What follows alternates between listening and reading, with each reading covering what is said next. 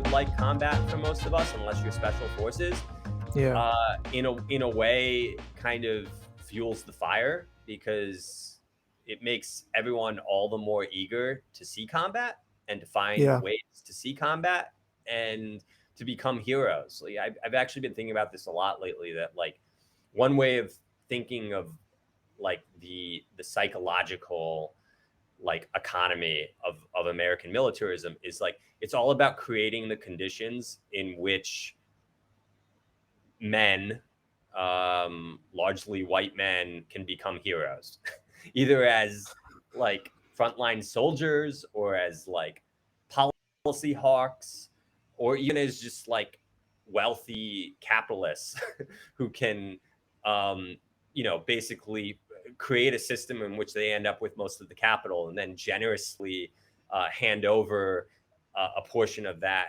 to people in heroic fashion that are struggling, Yeah. and live out their own kind of heroism fetish that way. But I think, um, instead of like creating a heroic society, one in which we're not always at war, and we're not always relying on philanthropists to guarantee that some poor kid has food on the table. That to me would be a heroic society. We're creating conditions that are actually very miserable, but allow a few people to enjoy their heroic moments. Yeah, that was one of the interesting things about the flavor, the emotional imprint of the book too, is like you describe all kinds of trauma that's happening in all kinds of ways, including to you, but you as a reflection of like the larger mass of people who serve in the military too. And the trauma that you're talking about, for the most part, is not the trauma that we think of in like the Hollywood sense. It's not like my buddy caught a bullet in the leg, or I watched my buddy's brain get blown out in front of me. It's not like the Vietnam kind of thing or World War One trenches kind of thing.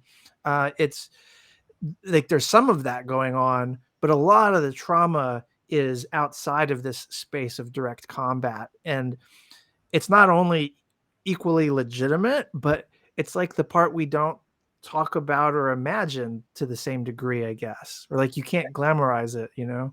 And even the firefights themselves, like you're operating on such unequal ground. Like it's not just two The war as smash. told from the Galactic Empire's Yeah, yeah, perspective. yeah, Like, yeah, yeah. I mean, usually a lot of time the way these firefights happen is, first of all, they often happen at quite a distance. There's very little, hand-to-hand combat that's going on. There is, again, a lot of times special forces are not kicking down doors, and grunts are doing that as well. mhm. But often a lot of these firefights, take place. There's quite a distance between the fighters, and one side has access to air support and the other doesn't. Yeah. Um, and usually, if the firefight gets hot enough, then air support comes in and blows up a shit ton of people. Yeah. So even the actual combat, there's something like so anti-masculine about it in the conventional sense, Yeah. because it's such a bully's game in a way. I know I don't want to. I want to make it very clear that there are so many, even though it is a bully's game, there are so many, um,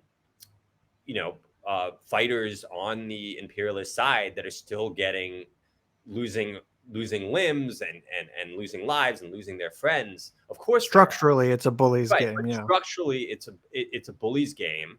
And I even think that like at some level, like most war fighters end up getting that, and I think that fucks with our heads. Like